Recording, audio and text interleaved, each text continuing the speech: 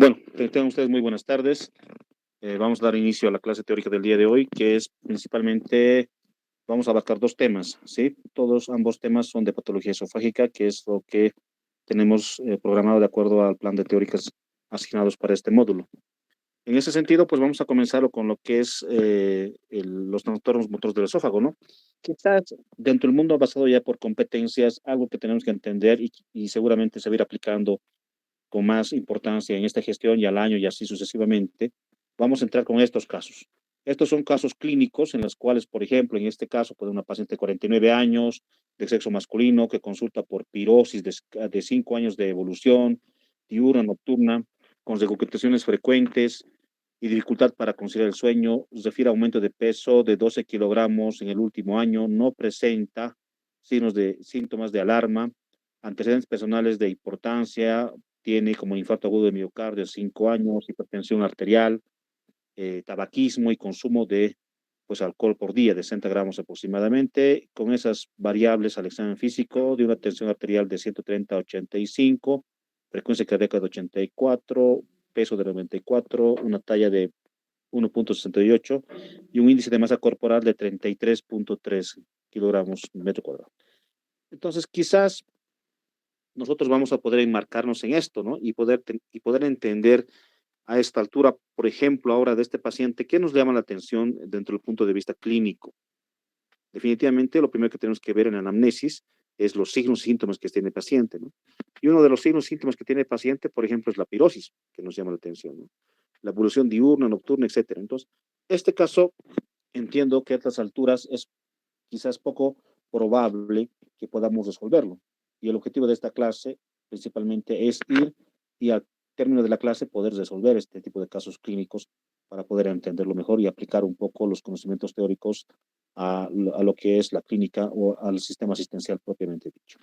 En ese sentido vamos a avanzar y vamos a entrar con lo que es esto, ¿no? Que es el esófago.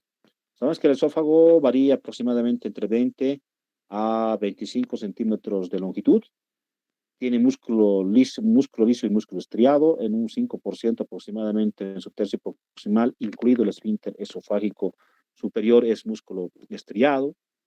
Y en el tercio inferior, casi un 60%, 50-60%, es un músculo liso. Y el otro 30-40%, pues viene a constituirse un músculo de transición, o sea, entre musculatura lisa y estriada. Eso es muy importante tomar en cuenta esto, ¿no? Desde el punto de vista quirúrgico, bueno, semiológico lo pueden dividir en esófago cervical, torácico, abdominal. Desde el punto de vista quirúrgico, pues lo divide igual en esófago cervical, torácico, diafragmático y abdominal, ¿no? En 4 segmentos. ¿Por qué es importante esto? Porque histológicamente, pues, todos estos segmentos, cervical y torácico, pues, carecen principalmente de la serosa. En cambio, el esófago distal o abdominal, propiamente dicho, tiene esa capa que es la serosa, que es muy importante desde el punto de vista quirúrgico o endoscópico para hacer algún tipo de procedimiento. Y luego vamos a ir viendo el por qué. Entonces, mencionaba que histológicamente, pues, está compuesto por la mucosa, submucosa, muscular, que tiene una característica importante que también hay que tomarlo en cuenta, que es la circular interna y el músculo longitudinal externo.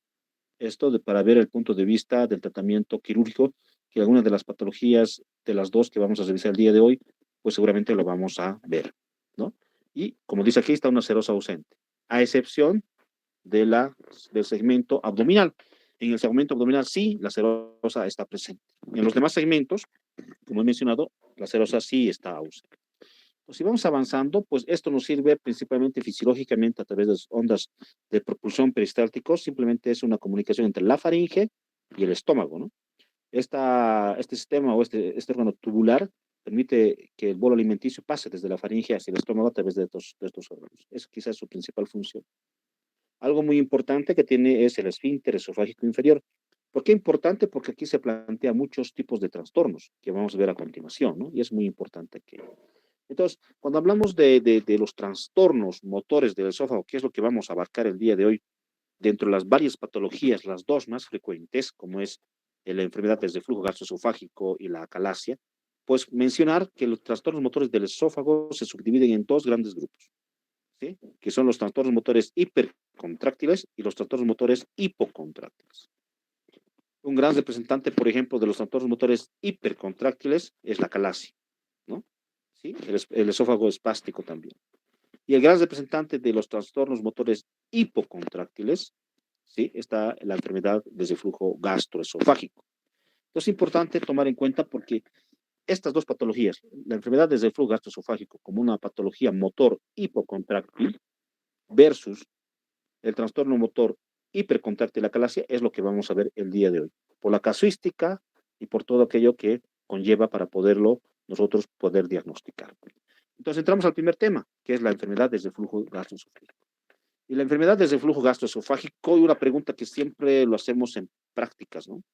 ¿El reflujo gastroesofágico es algo patológico o no es patológico? ¿Sí? Primero hay que mencionar que el reflujo gastroesofágico no es patológico, obviamente en ciertas circunstancias. ¿Cuáles son esas circunstancias? Por ejemplo, tenemos a pacientes obesos, pacientes que están en edad gestacional, en el último trimestre de embarazo tienen un grado de reflujo gastroesofágico, pacientes neonatos que no tienen todavía desarrollado el tonismo del esfínter esofágico inferior, ¿sí? Entonces, estos pacientes, por ejemplo, se puede considerar un reflujo fisiológico, ¿no? Se lo puede considerar un reflujo fisiológico. Sin embargo, ¿sí? Cuando cumple este precepto de Montreal y otras clasificaciones que existen también, pero ambos o casi todas tienen algunos términos comunes, ¿no? Entonces, cuando yo digo que es una enfermedad, o sea, ya hablamos de enfermedad, no desde el flujo gastroesofágico por sí, sino de enfermedad desde el flujo gastroesofágico. Hablamos cuando la enfermedad del flujo gastroesofágico es cuando es el paso anormal, frecuente y prolongado del contenido gástrico y o duodenal hacia el esófago. Hasta ahí desglosamos.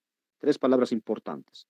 El paso frecuente, prolongado, ¿sí? Anormal, de este contenido gastroduodenal hacia el esófago.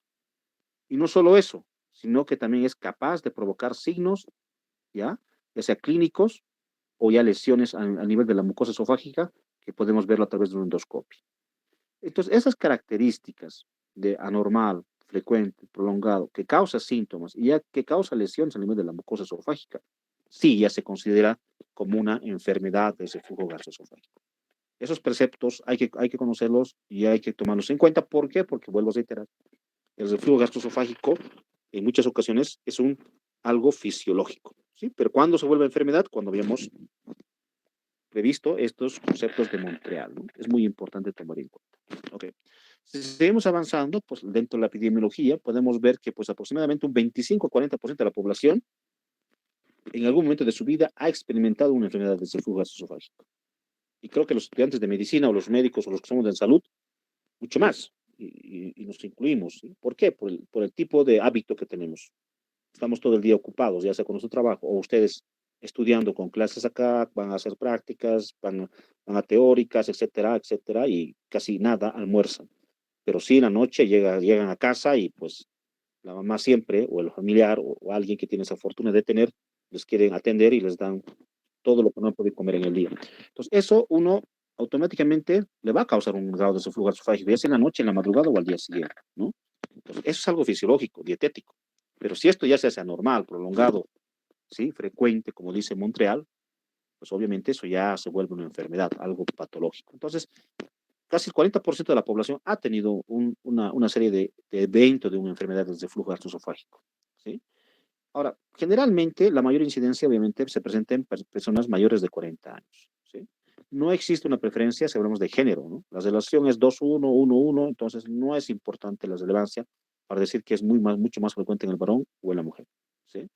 Pero sin embargo, algunas complicaciones que vamos a ir desglosando, como es el esófago de Barrett, que es una consecuencia de esta enfermedad, pues quizás un poquito más frecuente inclinado hacia el hombre, ¿sí? En relación a la mujer. Entonces, dentro de la fisiopatología, recordando simplemente esto, se basa en esto, ¿no? ¿Qué son los mecanismos antirreflujos? Por ejemplo, tenemos nosotros, pues dentro del mecanismo, que la presión intratorácica siempre es negativa y la presión intraabdominal siempre es positiva. Entonces, de positivo a negativo siempre va a tender a ir el contenido gastroduodenal hacia el esófago. Siempre va a tener esa tendencia por las presiones, ya sea intratorácica negativa, que va a permitir aquello, y la presión intraabdominal positiva. Pero ¿qué conlleva que esto no ocurra generalmente? ¿No? A todo este sistema de mecanismo de reflujo, que está formado principalmente por el ligamento frenoesofágico, por el cardias, por el mismo diafragma, ¿sí? Estos son mecanismos, y principalmente por el esfínter esofágico inferior. Estos son mecanismos de defensa del esófago para pues, que no permitir que constantemente pase este contenido gasoduodenal hacia el esófago. ¿Sí? Sin embargo, existen algunas hormonas o algunas otras sustancias que permiten que aumenten la presión o que disminuyan la presión. Por ejemplo, dentro de los mecanismos o sustancias que permiten que aumente la presión, tenemos a la motelina, la sustancia P, la gastrina, como hormonas, ¿sí? A los alimentos, a las proteínas. ¿Sí? ¿Quiénes disminuyen la presión? La secretina, la colestecinina, eh, como ejemplo el chocolate, el etanol, la grasa, son los que disminuyen la presión. Estos elementos, hormonas o sustancias o alimentos que aumentan o disminuyen la presión del esfínter esofágico inferior son también muy importantes. ¿Sí? Por ejemplo, si yo como chocolate o etanol o alcohol o consumo ese tipo de alimentos, ¿qué van a provocar? Van a disminuir la presión del esfínter esofágico inferior. Al disminuir esta presión del esfínter esofágico inferior, ¿qué va a ocurrir? Que pase fácilmente el contenido gasoduodenal hacia el esófago y por ende te pueda causar algún tipo de molestia al día siguiente o más tarde del consumo de esto. Es importante tomar en cuenta este tipo de alimentos que aumentan o disminuyen la presión. Si hablamos ya de la clínica propiamente dicha, la pirosis, entendiendo por pirosis que simplemente es la manifestación, ¿no?, de ardor a nivel retroesternal, precordial retroesternal, pues es quizás el síntoma más patognomónico de esta enfermedad. Un 70-80% los pacientes que tienen una enfermedad del reflujo esofágico lo tienen, ¿sí? Pero también se puede acompañar de disfagia, por ejemplo, en algunos casos que tienen estos pacientes un grado de esofagitis o regurgitación, otros grados de esofagitis, pero el síntoma patognomónico es la pirosis, definitivamente que hay que tomarlo muy en cuenta, ¿sí? La clasificación del consenso mexicano de la enfermedad de reflujo gastroesofágico lo divide principalmente en tres variables, ¿sí? ¿Cuáles son las variables? El ERGE no erosivo, el ERGE erosivo y el ERGE que ya tiene esófago de Barrett. El ERGE no erosivo es definida principalmente por la presencia de síntomas, pero que no tiene o carece de ausencia de erosiones a nivel de la mucosa esofágica. O sea, no hay lesiones a nivel de esa mucosa. El ERGE erosivo obviamente ya es aquel que tiene todos los síntomas, pero ya lamentablemente tiene un daño a nivel de la mucosa esofágica, ¿sí?, una esofagitis que se puede ver fácilmente a un estudio endoscópico. Y también tenemos el esófago de Barrett. El esófago de Barrett que ya definitivamente es definido por la presencia de una metaplasia de tipo intestinal a nivel del esófago. ¿Cuál es el objetivo que nosotros tenemos de conocer nosotros como concepto el ERGE? No es tanto como ERGE, sino tratar las complicaciones que te pueden llevar a esto. Y la complicación más frecuente, ¿cuál es? La esofagitis. Y la esofagitis mal tratada, mal manejada, mal diagnosticada, te va a llevar a esto, que es el esófago de Barrett. Y el esófago de Barrett, ¿qué es? Metaplasia. Si recordamos un poco de anatomía patológica, vamos a entender que después de la metaplasia, ¿qué viene? La displasia. Y después de la displasia, ¿qué viene? Puede llegar fácilmente un adenocarcinoma o un cáncer. Entonces, eso es la importancia de nosotros diagnosticar o tratar de forma oportuna y adecuada una esofagitis como consecuencia de alergia. Intentar que nuestros pacientes no lleguen a un Barrett. Porque llega a un Barrett y este paciente tiene que hacerse ya constitucionalmente endoscopias de control, tratamiento de control, porque este paciente puede pasar fácilmente y peor, si es un paciente joven, puede pasar fácilmente a tratarse o hacer una, una, una displasia y por consecuente un adenocarcinoma. Entonces, ese es el objetivo de conocer este tema, ¿sí? No tanto teórico, sino aplicado siempre a lo que es útil para ustedes. Pues aquí aquí hay un algoritmo, como quieran llamarlo, con los cuales pueden ver ustedes el ERGE si tiene síntomas esofágicos o síntomas extraesofágicos. Si tiene síntomas esofágicos, ¿no? Por ejemplo, el síndrome de reflujo típico, dolor torácico, la pirosis que habíamos mencionado. Si tiene síndromes con lesión esofágica, obviamente ya estamos hablando de si ya hay lesión esofágica, ya estamos hablando de una esofagitis, ¿sí? Y puede llegar incluso a un esófago de Barrett. Entonces, los extraesofágicos, que el paciente también te puede presentar, por ejemplo, muchos pacientes que tienen tos, síntomas asmáticos, laringitis, faringitis, sinusitis, va al otorrino, va al internista, va al neumólogo, porque tiene tos frecuente, y el neumólogo da el tratamiento, pero después del tratamiento sigue los síntomas, va al otorrino y sigue los síntomas. cuando la causa primaria había sido el reflujo gastroesofágico, ¿no? Ojo con eso. Muchas veces los pacientes que tienen ese tipo de del esfínter esofágico inferior, de esa discapacidad de tonía del esfínter esofágico inferior, pueden tener reflujos constantes nocturnos, que uno no se da cuenta. Y como consecuencia de esta regurgitación, fácilmente va a tener a nivel pulmonar algunas lesiones y neumonías. Y estos pacientes van a tener tos, va a tener laringitis, va a tener sinusitis, etcétera, etcétera, etcétera. Va al otorrino, va al neumólogo al final cuando el problema es gastroenterológico, ¿sí? Entonces, es importante también conocer los síntomas extraesofágicos, así como los síntomas esofágicos propiamente dichos. Aquí podemos ver, ¿no? Una laringoscopía. Una laringoscopía, pues pueden ver casi cómo está una laringe normal, si la laringe está inflamado, eso lo va a hacer solamente el otorrino, o cuando ustedes tienen un otorrino lo van a hacer con más frecuencia, para poder descartar que es, ¿no? Pero también una laringitis puede ser consecuencia de esta enfermedad de reflujo gastroesofágico. Entonces, hablamos de diagnósticos diferenciales. Y hablamos de diagnósticos diferenciales en base a esto. Estos pacientes, como tienen un dolor precordial, una pirosis precordial, fácilmente se puede confundir con un infarto agudo de miocardio, por ejemplo. Estos pacientes tienen una pirosis que se pueden volver disfagias por el proceso inflamatorio. Podemos confundir con una calasia. La mayoría lo confunde la esofagitis o la pérdida del flujo esofágico con gastritis. Tengo pirosis, tengo esto, es gastritis. Cuando no es gastritis, es una esofagitis, ¿no? Entonces, también pueden confundir bastante con la gastritis. Con una hernia hiatal, pueden confundir con un cáncer esofágico, etcétera. Como ustedes pueden ver en la diapositiva, pueden confundir con muchas patologías, ¿sí? Pero en nuestro medio, lo que más se confunden cuando el paciente tiene pirosis, no piensan en la esofagitis, piensan en la gastritis. Y a veces hay que hacer la disquina. Es importante que si bien el tratamiento cuando abarquemos eso es casi similar, pero es importante ver si realmente es gastritis o es una esofagitis, ¿sí? El diagnóstico, aparte del diagnóstico clínico, ¿sí? A través de la anamnesis, de ver todos los síntomas digestivos propiamente dicho, o esofágicos y extradigestivos o extraesofágicos, es importante tomar en cuenta algunos métodos diagnósticos.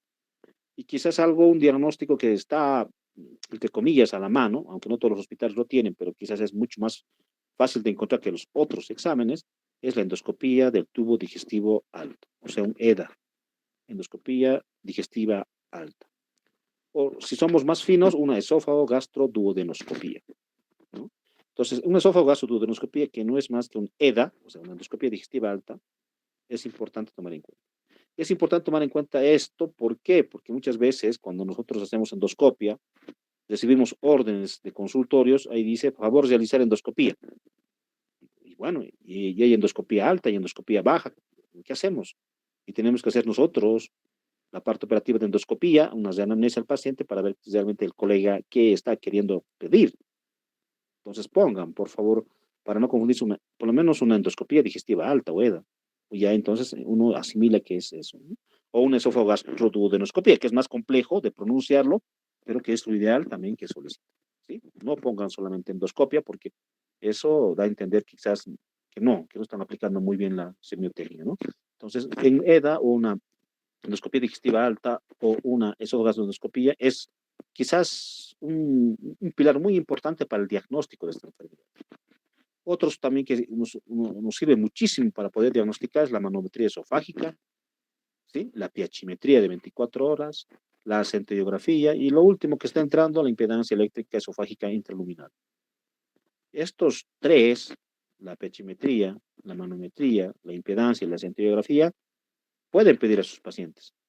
Pero desde un punto de vista práctico, sean prácticos, valga la redundancia, en el sentido de que yo he leído en la clase o he escuchado en la clase que se puede pedir una manometría y al paciente le pido manometría.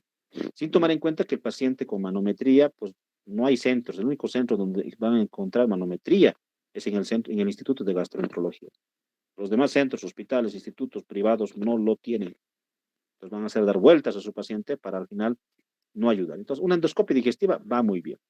La endoscopia digestiva como pilar primario, pero los otros desde el punto de vista teórico que también tenemos que conocer, que nos sirven como es una manometría, una pechimetría, una centellografía, también son muy útiles. Entonces, ¿qué es la endoscopía digestiva alta? Simplemente la colocación de un tubo con visión frontal a través de la orofaringe, ¿sí? Para poder ver todo lo que es el tubo digestivo alto, en este caso la faringe, el esófago y el estómago hasta la segunda porción del duodeno. Para eso nos sirve a nosotros, pues, lo que es la endoscopía digestiva alta. Para eso nos sirve, ¿no? Entonces permite valorar la anatomía, permite valorar la mucosa, permite valorar el esfínter inferior y permite tomar biopsias en caso necesario y hacer descartar algunas otras enfermedades. Es muy útil la videoendoscopía o la endoscopia digestiva alta. Entonces, a través de una endoscopia digestiva alta, por ejemplo, nosotros podemos ver esto, ¿no? Pueden ver con la flecha una mucosa normal y un esófago de Basset. Y si yo hablo de esófago de Basset, ¿de qué estoy hablando? Ya de metaplasia, ¿no?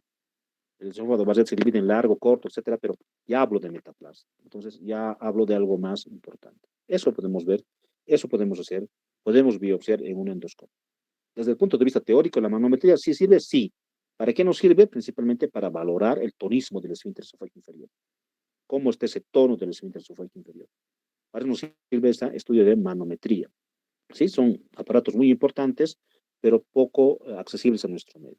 ¿Nos sirve muchísimo la manometría? Sí. Es importante conocerlo desde el punto de vista teórico, ¿no? La pHimetría. Ahí ustedes pueden ver una pHimetría, ¿sí? De 24 horas, en la cual al paciente se le coloca, ya no es como en el dibujo hoy en día, ¿no? En el dibujo se ve una pequeña sondita, la cual a través de endoscopía se ponía un pequeño sensor a nivel del esfínter esofágico inferior, y al paciente se le pedía que haga absolutamente lo que hace normal y rutinariamente en su vida. ¿Para qué nos sirve esto, por ejemplo? Para ver que si la enfermedad de reflujo, por ejemplo, es cuando el paciente tiene el hábito de consumir café o chocolate, etcétera, como hemos mencionado algunas sustancias al inicio de la clase, y justamente ahí es donde se eleva el pH del esófago, es que es más un tratamiento más dietético, no es tanto funcional, ¿sí? O si constantemente, a pesar de no consumir este tipo de alimentos, este paciente eleva el pH en el esófago, entonces estamos hablando ya de un comportamiento más propio del paciente. Entonces, para eso nos sirve la pHimetría de 24 horas. Hoy en día ya se hace con sensores, ya no tanto con estas sustancias, ¿no? Tiene una buena sensibilidad, una buena especificidad y es un estudio también accesible a nuestro medio, quizás no accesible, pero existe, sí existe, donde en el Instituto de Gastroenterología también. Los demás centros no lo tienen, ¿no? Aquí tenemos una centellografía. ¿La centellografía qué es? Simplemente es un procedimiento radiológico que nos permite, pues, verla y valorar cómo está ese esfínter esofágico, cómo pasa ese contraste a través del píloro, cómo pasa ese contraste a través del cardias, si se llena o no se llena, o si se retrocede o no retrocede este contraste. Entonces, también nos sirve mucho este tipo de estudios y más importante, principalmente para poder valorar o descartar algún proceso neoplásico, ¿no? O algún proceso de una hernia hiatal. Entonces, para eso nos sirve principalmente este estudio contrastado, que es la serie esófago gastroduodenal. Estudios más que hoy en día están ingresando mucho más con esto de lo que es la medicina nuclear, viene a constituirse la centellografía, por ejemplo. La centellografía, igual que ustedes pueden ver ahí, principalmente, pues hace un dibujo muy importante a través de la fluoroscopía, pero que está limitado mucho a los adultos. Quizás esto en los jóvenes niños no los realizan, sí, más en los adultos, para ver también, para valorar también la anatomía de este esfínter esofágico inferior. Ahora, la enfermedad de reflujo, hablando de enfermedad, y subrayo eso, no es reflujo, sino la enfermedad de reflujo gastroesofágico, pues puede ver estas complicaciones, ¿no? Ya hemos mencionado, ya hemos hablado mucho de las esofagitis. Una complicación de la misma esofagitis, la estenosis. Una complicación del mismo ERG puede ver el esófago de Barrett. Entonces, estas son sus complicaciones, en ese orden de frecuencia. La esofagitis quizás el 70-80% por las cuales el paciente puede o no acudir a un gastroenterólogo o a ustedes que están como médicos de cabecera de sus pacientes, ¿sí? Entonces, ¿qué es la esofagitis? La esofagitis simplemente, pues su nombre lo dice, inflamación de la mucosa esofágica. ¿Por qué? Por un daño, por esa exposición, por ese cambio de pH que ha tenido del esófago duodeno perdón, del estómago y duodeno, sí, hacia el esófago. Tiene una incidencia mayor al 50%, como les he mencionado, ¿sí? Y estos pacientes generalmente que tienen reflujo vienen por esto. No vienen porque creo que tengo reflujo, no vienen por eso. Vienen porque ya se han complicado, porque ya tienen molestias a nivel del esófago, como una esofagitis. Y el endoscopista hará su trabajo de hacer la endoscopia y pues hay una serie de clasificaciones que ustedes pueden ver. Quizás esto lo van a volver a ver en gastroenterología clínica, pero lo van a volver a ver en el sentido, pues pueden ver ustedes ahí las imágenes, ¿no? Y hay clasificaciones, por ejemplo, la clasificación de Sabre y Miller. La clasificación de Sabre, mire que va desde el 1 al 5, y vean las diapositivas ustedes abajo, fácilmente pueden ver cuando, por ejemplo, el grado 1 simplemente es cuando es una erosión, ¿sí? Ya sea múltiple o única, pero son erosiones lineales, ovaladas, que van a afectar solo un pliegue longitudinal. Cuando estas lesiones abarcan más de un pliegue, ya es un Sabre-Miller 2. Cuando abarca más de dos pliegues más, ya es erosión circunferencial, estas erosiones, valga la redundancia, ya es un Sabre-Miller 3. ¿Sí? Cuando ya hablamos de un grado de alteración de una metaplasia, y hablamos del esófago de Barrett, que es un Sabre-Miller 5. Pues el endoscopista les va a decir, ¿no? Esofagitis, clasificación de Sabre-Miller tipo 3. Ah, es que tiene erosiones circunferenciales. O clasificación de Sabre-Miller tipo 5. Ojo, y es un esófago de Barrett. Para eso nos sirve esto, para conocer esto. O puede utilizar otra clasificación que es de Los Ángeles, que también utilizan otros endoscopistas, ¿no? Y los de Los Ángeles se dividen en ABCD, ¿no? El A, por ejemplo, es una o más lesiones mucosas menores a 5 milímetros, pero que no confluyen en los extremos superiores. El grado B, cuando ya estas lesiones son mayores a 5 milímetros, pero que siguen sin confluir en los extremos. El grado C, cuando ya existen, ya estas lesiones ya van a confluir, ¿sí? Pero van a ocupar el 75% de la circunferencia. Y el grado D, cuando ya ocupan estas lesiones más del 75% de la circunferencia. Es importante tomar en cuenta aquello. ¿Por qué? Porque esta clasificación, ya sea de Los Ángeles, que quizás es lo que más se utiliza, Sabre Miller, y hay otras más para esophagitis, porque esto que utilizan mucho los endoscopistas, o los gastroenterólogos, o los que hacemos endoscopia, para poder diagnosticar esto. ¿Sí? Otra complicación he mencionado que es la estenosis. La estenosis simplemente ya es una complicación de la misma esofagitis. Una esofagitis maltratada, mal manejada, obviamente va a llegar a un proceso inflamatorio importante, a una fibrosis muchas veces, y esto va a provocar una estenosis. Y esta estenosis muchas veces puede también tener una disfagia y entrar dentro de los diagnósticos diferenciales de acalasia, como habéis mencionado hace un momento, ¿sí? Dentro de los muchos diagnósticos diferenciales. Entonces es importante ver que también este paciente pueda tener una estenosis, pero ya como una consecuencia. Y a lo que nuestros pacientes no tienen que llegar, por lo menos si nos visitan adecuadamente, oportunamente a nosotros, es a esto, al esófago de Barrett. El esófago de Barrett representa quizás un 5 aquí, diré un 8 a 15% de los pacientes que tienen ERG, pero ojo con el esófago de Barrett porque ya he mencionado que es algo metaplásico, que es un paso para que este paciente pueda tener incluso cáncer de esófago. Entonces hay que hacer seguimiento a los pacientes que ya tienen un esófago de Barrett, ¿no? Ahí hay alteraciones. Ustedes pueden ver, esto han visto seguramente en patología, en anatomía patológica, y cómo son los cambios celulares de una metaplasia, una displasia que estos pacientes puedan tener. Entonces, el camino o la distancia entre que un paciente pueda tener desde un ERGE hasta un esofagitis, de una esofagitis hasta un Barrett y de un Barrett a un adenocarcinoma, obviamente es un camino en el cual nosotros podemos intervenir y cortar este camino, siempre y cuando nosotros diagnostiquemos y no manejemos a todo dolor o dolor urente a nivel del precordial como una gastritis. ¿No? No. Siempre hay que ver la causa. ¿Ya? Seguramente no sé si me toca el tema, pero si vamos a hablar de gastritis en algún momento, gastritis es un mundo, variedades de gastritis, tipos de gastritis, causas de gastritis.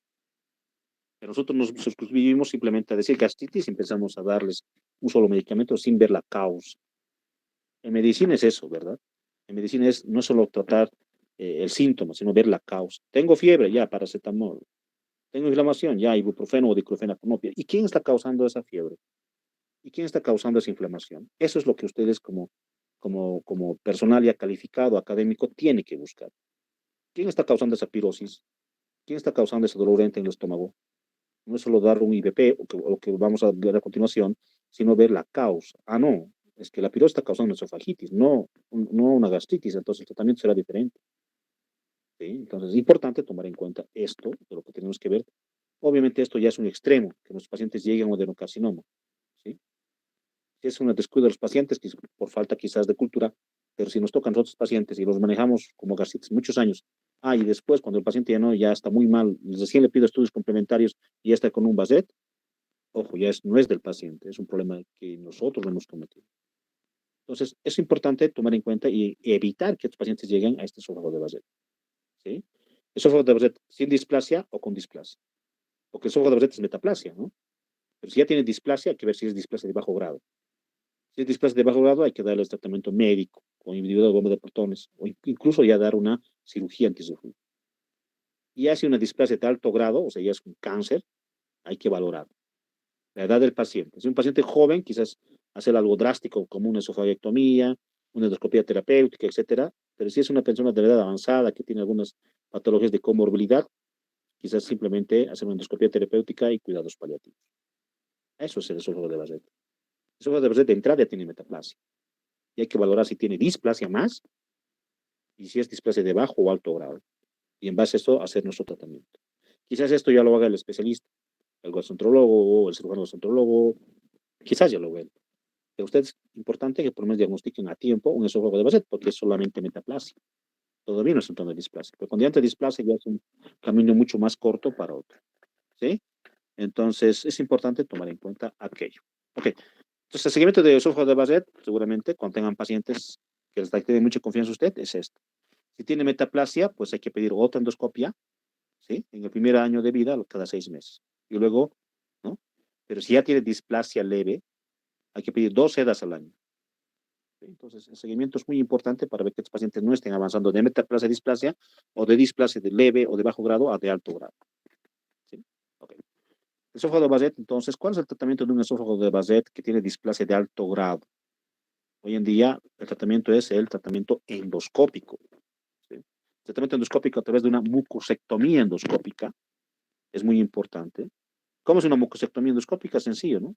Agarras el endoscopio, ingresas, como ustedes pueden ver acá, succionan la mucosa y a través de esta mucosa succionada hacen un pequeño corte con el mismo endoscopio para ver, y hay que llevar inmediatamente esto a una biopsia por congelación para ver si hemos abarcado adecuadamente los márgenes, ¿no? Y el patólogo dirá eso. Obviamente, por más que hagamos una mucosectomía, siempre lo que tenemos que hacer es hacer seguimientos periódicos para ver que no ha habido nuevamente una nueva metaplasia o una nueva displasia de una plasia. Ok. Bueno, ¿cuáles son los métodos del tratamiento? Ya entrando al tratamiento como tal. Principalmente, obviamente, el control de los síntomas. Eso es lo que decía hace un momento. Tiene fiebre, paracetamol, tiene inflamación, diclofenaco. Es importante, sí, pero ver la causa primero, ¿sí? ¿Por qué? Entonces, primero hay que controlar los síntomas y luego hay que intentar curar la causa, en este caso la esofagitis, ¿sí? Y con esto prevenir algunas otras complicaciones como el esófago de Basset. Entonces, el tratamiento principalmente tiene objetivos dentro del ERGE, ¿no? El tratamiento va desde medidas higiénico-dietéticas, farmacológicas, quirúrgicas y endoscópicas. Yo cambiaría esta diapositiva hoy en día, es hacer higiénico-dietéticas, farmacológicas, endoscópicas y sesión quirúrgicas. Sí, el orden, pero siempre se hace esto.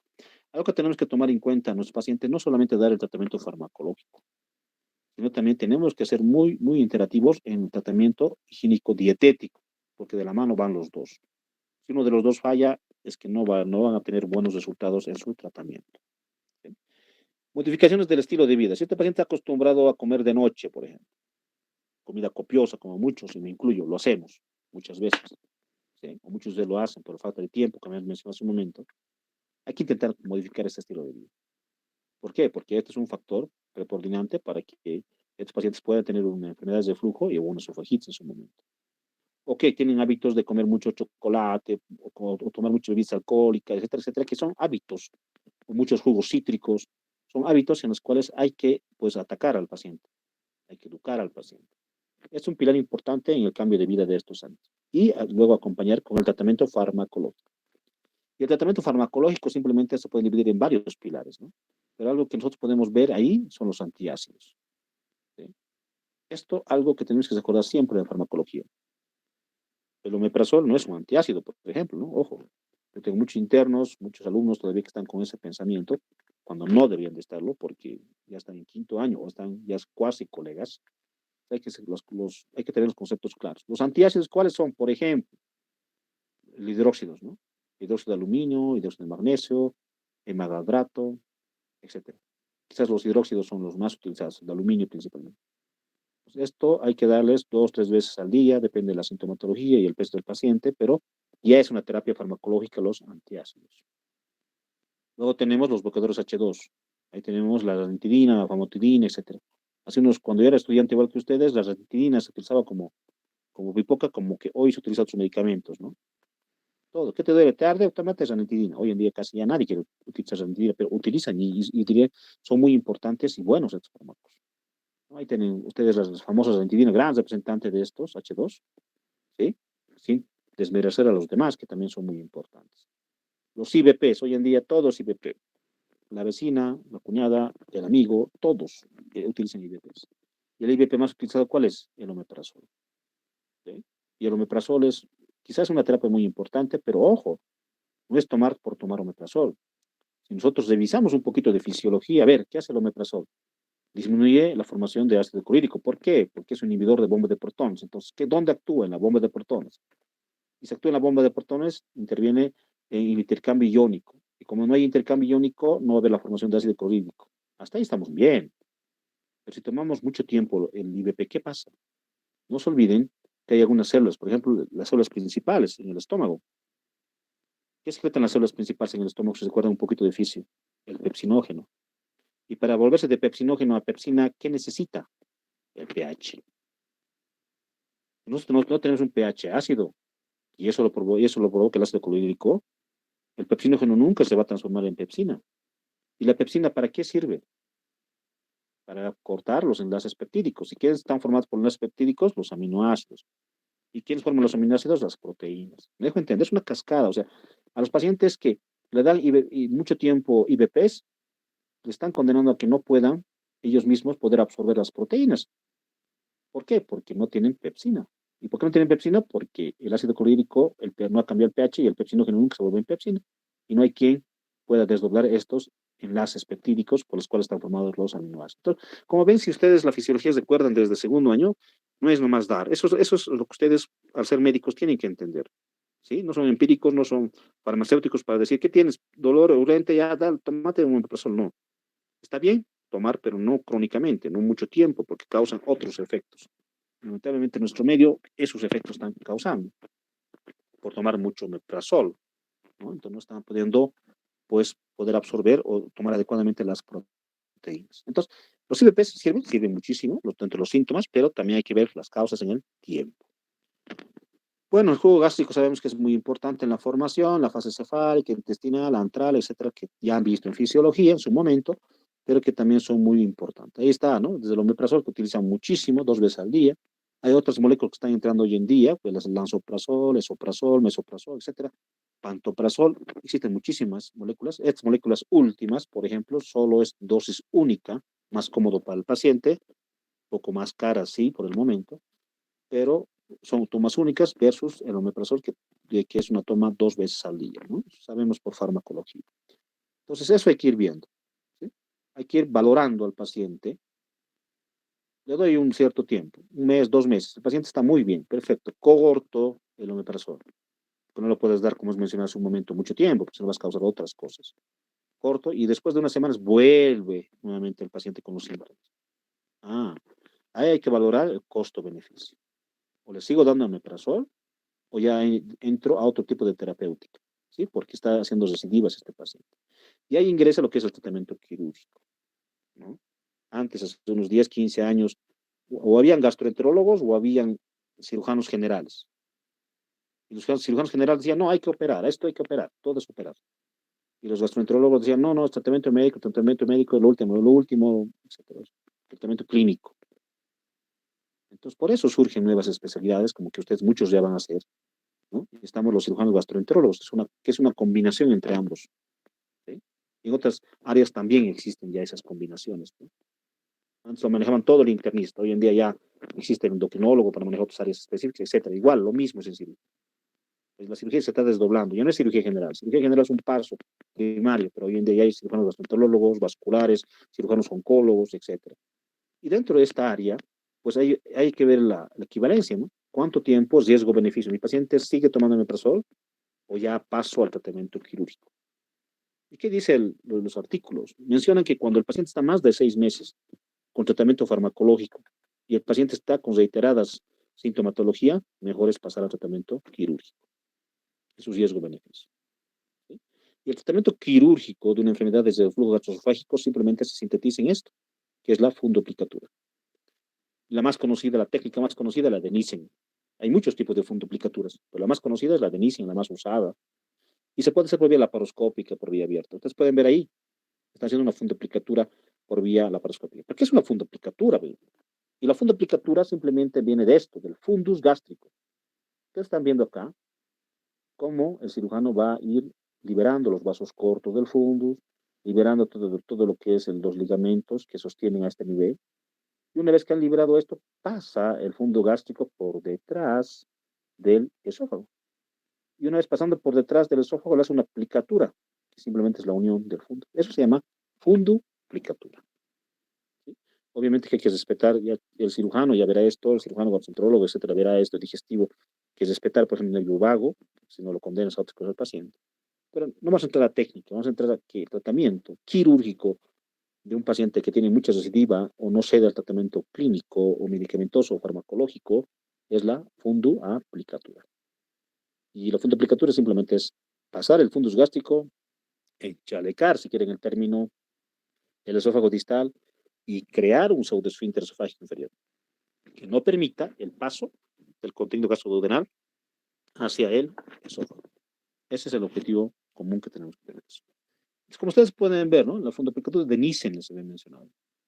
Hay otra fundoplicatura de Tupet, por ejemplo, o la de Dor, ¿sí? O otra gastropraxpexia de Collins. Pero bueno, esto es cirujano o el cirujano digestivo, cuando ustedes hacen especialidad les enseñaremos. Pero por el momento que sepan que el tratamiento quirúrgico, la fundoplicatura, ya sea Nissen, que es el más utilizado, ya sea Dor o Tupet, fundoplicatura es el tratamiento de elección quirúrgico. Pero siempre primero farmacológico, se no cede entre lo quirúrgico. Entonces vamos avanzando. Queda así en la fundoplicatura, ¿no? Queda así como en el gráfico. Un pequeño encharcamiento de esos fondos gástricos. Y ese encharcamiento de fondos gástricos, pues hace esto, ¿no? No permite el paso del reflujo y el ácido que viene para cambiar el pH hacia el esófago. ¿Sí? Hoy en día se puede poner con bandas por vía endoscópica también, ojo. En nuestro medio no se hace todavía, pero hay varios artículos que en otros países, principalmente europeos, lo están haciendo. Veremos cómo se aplica y ustedes quizás ya lo hagan cuando sean especialistas, ¿no? Pero estas son nuevas tecnologías que se hacen, ¿no? A través de poner esto. Pero bueno, las bandas a nivel de ahí que suplirían en parte a lo que es el encharcamiento a través de la fundoplicatura que hemos mencionado. ¿Sí? Entonces, si volvemos al caso, cuando hemos comenzado, valga la redundancia, esta clase, y digo que este paciente tiene 49 años, es sexo masculino y tiene una pirosis, ¿sí? De evolución diurna nocturna y tiene deglutizaciones frecuentes y tiene dificultad para conciliar el sueño y además tiene algunas otras antecedentes, ¿no? Entonces, ¿qué me llama la atención de mí de esto? La pirosis. Dos, el sexo. Tres, la edad, ¿no? Y pues, si yo veo, hago unos estudios más, sí, me puedo enmarcar en una enfermedad de flujo gastroesofágico. Que tengan complicaciones como una esofagitis o algo, eso hay que estudiar un poco más. Ustedes pueden ver si es una pirosis recurrente.